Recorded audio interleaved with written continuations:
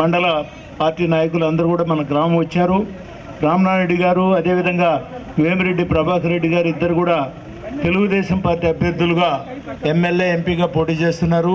మీ సంపూర్ణ సహాయ సహకారాలు ఇచ్చి వాళ్ళిద్దరిని కూడా గెలిపిస్తారని అదేవిధంగా నిండు మనసుతో మీరు ఆశీర్వదిస్తారని కోరుకుంటూ మరి ఈ ప్రాంత అభివృద్ధికి తప్పనిసరిగా మనం రామనాయుడు గారిని గెలిపించాలి. మనకు సోమశిల హై లెవెల్ కెనాల్ రావాలంటే మరలా ఆయన ఎమ్మెల్యే కావాలి, మన ముఖ్యమంత్రిగా చంద్రబాబు నాయుడు గారు కావాలి. మన ప్రాంతం తప్పనిసరిగా వీళ్ళిద్దరి యొక్క ఆధ్వర్యంలో అభివృద్ధి చెందుతుంది. మీరందరూ కూడా మంచి మనసుతో మరి సైకిల్ గుర్తు మీద ఓట్లేసి గెలిపిస్తారని కోరుకుంటూ సెలవు తీసుకుంటున్నాను. నమస్కారం. అందరికీ నమస్కారం తల్లి.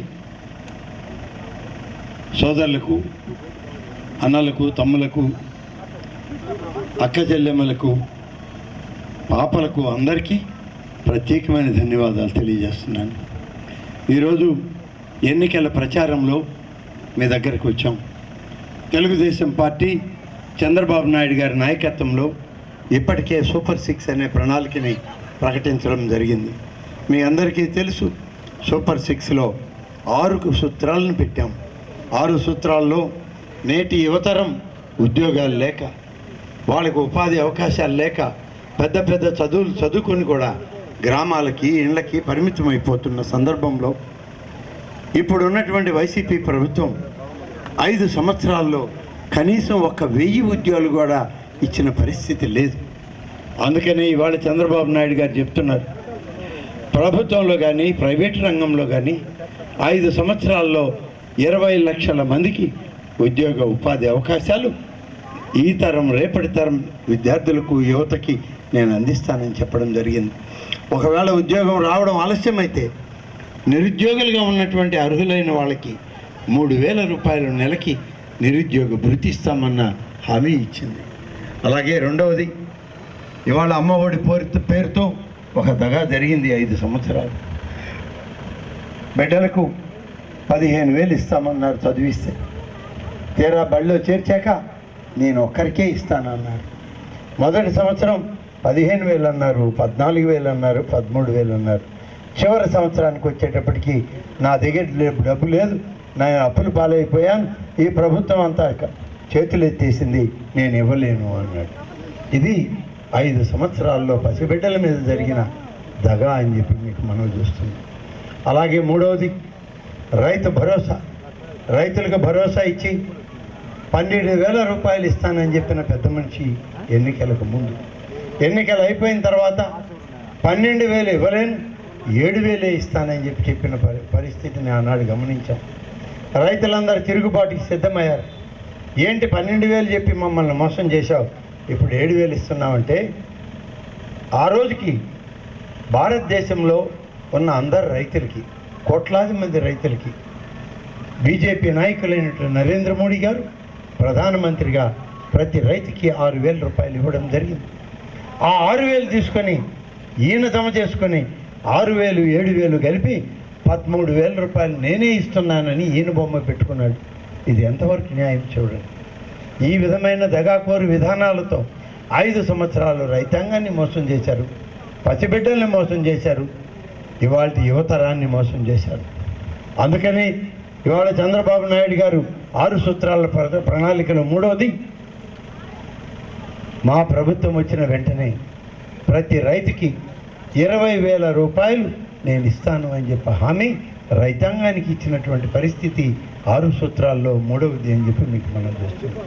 ప్రతి రైతుకి 20,000 రూపాయలు ఇవ్వడం జరిగేది. ఇక నాలుగవది, మహిళది, అక్క చెల్లెమ్మలకు సంబంధించినటువంటిది. మీ అందరికీ తెలుసు, గతంలో గ్యాస్ పొయ్యిలు ఇచ్చారు. పొగరాని పొయ్యిల్లో మీరు వంటలు చేయాలని, మీ ఆరోగ్యం బాగుండాలని, మీ యొక్క ఊపిరితిత్తులు, కండ్లు బాగుండాలి, ఏమి ఇబ్బంది జరగకూడదు వాళ్ళకని ఆనాడు పొగరాని పొయ్యిలు అని చెప్పి గ్యాస్ స్టవ్లు ఇచ్చింది తెలుగుదేశం ప్రభుత్వంలో చంద్రబాబు నాయుడు ముఖ్యమంత్రిగా. తర్వాత గ్యాస్ ధర పెరిగిపోతూ ఉంది, సిలిండర్లు కొనలేని స్థితికి వచ్చారు వాళ్ళు.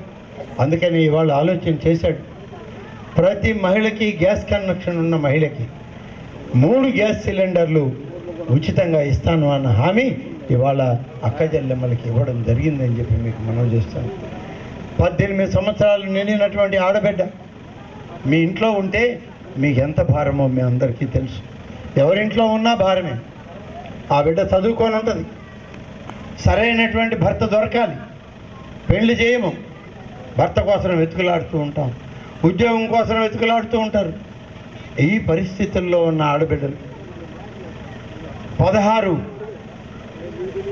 18 సంవత్సరాలు నిండాక 1500 రూపాయలు వాళ్ళకి ప్రతి నెల జమ చేసి ఆడబిడ్డ నిధి కింద ఆ ఆడబిడ్డకి 18 ఏళ్ళు నిండిన తర్వాత 1500 రూపాయలు వాళ్ళకి ప్రభుత్వం ఇవ్వడం జరుగుతుంది ప్రతి నెల. ఈ లోపల పెళ్ళైనా, ఆ అమ్మాయికి ఉద్యోగం వచ్చినా, ఉపాధి అవకాశం దొరికినా, లేకపోతే 54 సంవత్సరాలు ఆ బిడ్డకు వచ్చే వరకు ఆడబిడ్డకి 1500 ఇస్తూనే ఉంటుంది ఈ ప్రభుత్వం. 6వది మీ అందరికీ తెలుసు, ఈ కదిరినేనిపల్లి నుంచి ఎక్కడికి పోవాలి మనం? ఉదయగిరి పోవాలన్నా ఆటో ఎక్కాలి, మరిపాడు పోవాలన్నా ఆటో ఎక్కాలి.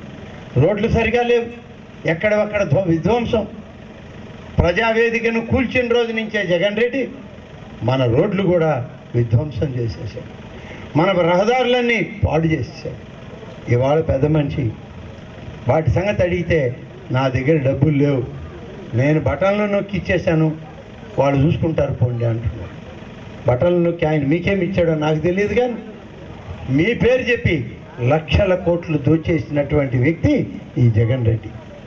అందుకని ఇవాళ చంద్రబాబు నాయుడు గారు చెప్తున్నారు, మహిళలకి ఈ ఊరి నుంచి ఏ ఊరికి వెళ్ళినా, ఏ ప్రాంతానికి వెళ్ళినా ఉచితంగా ఆర్టీసీ బస్సు సౌకర్యం రేపు నా ప్రభుత్వం వస్తే ఇస్తాము అని చెప్పి చెప్పడం జరిగింది. అందుకనే నేను మిమ్మల్ని అందరినీ కోరేది, 6 సూత్రాల పథకాన్ని మీ ముందు పెట్టాం. ఇవాళ వృద్ధాప్య పెన్షన్లు 2000 ఇచ్చింది చంద్రబాబు, 200 నుంచి పెంచాడు. ఇవాళ 2000 నుంచి 3000 చేశాను అన్నాడు. 3000 ఎప్పుడైంది? ఇప్పుడైంది. 5 ఏళ్ళు ఆయన పరిపాలన చేస్తే ఇన్స్టాల్మెంట్ కింద ఇచ్చి ఇవాళ 3000 చేసి నేను ఇచ్చాను కదా నాకు ఓటేయండి అని అడుగుతున్నాడు పెద్ద మనిషి.